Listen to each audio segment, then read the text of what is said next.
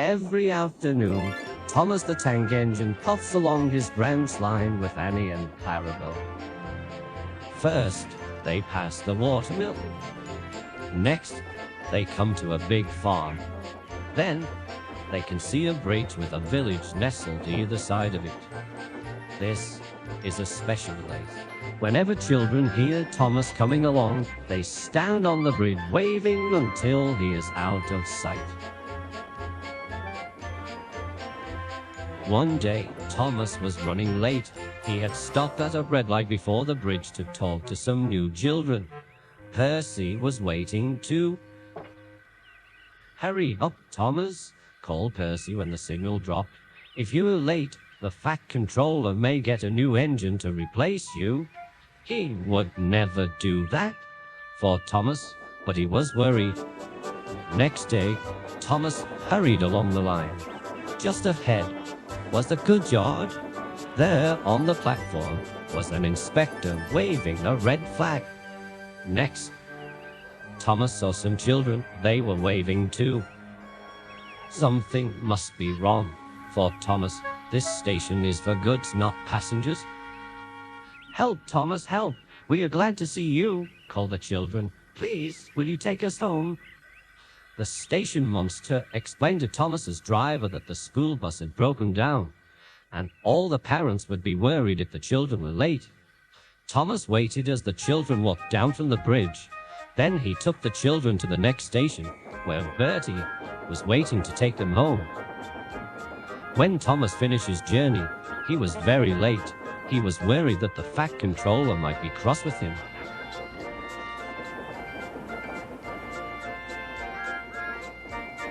"I warned Thomas," puffed Percy to James. "He's been late one time too many. He'll be in trouble now."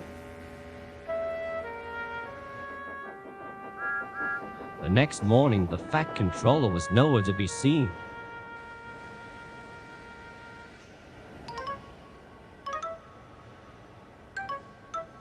"Thank goodness," sighed Thomas.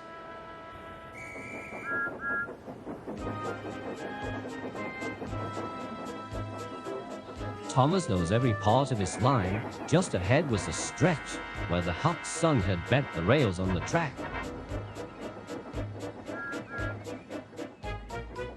"Careful, Thomas," called his driver, but it was too late.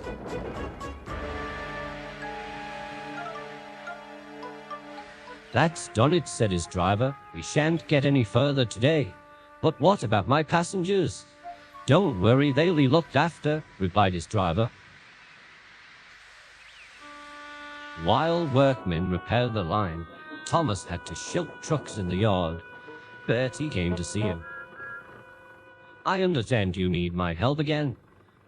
"Yes, Bertie," replied Thomas sadly. "I can't run without my rails."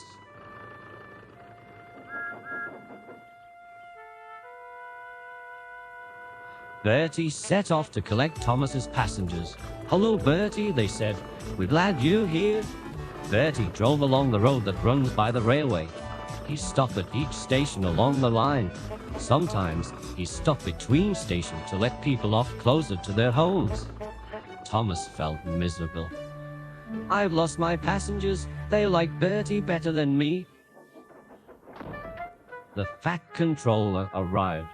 "Your branch line is repaired. I am going to change your timetable so that you and Bertie can work together more."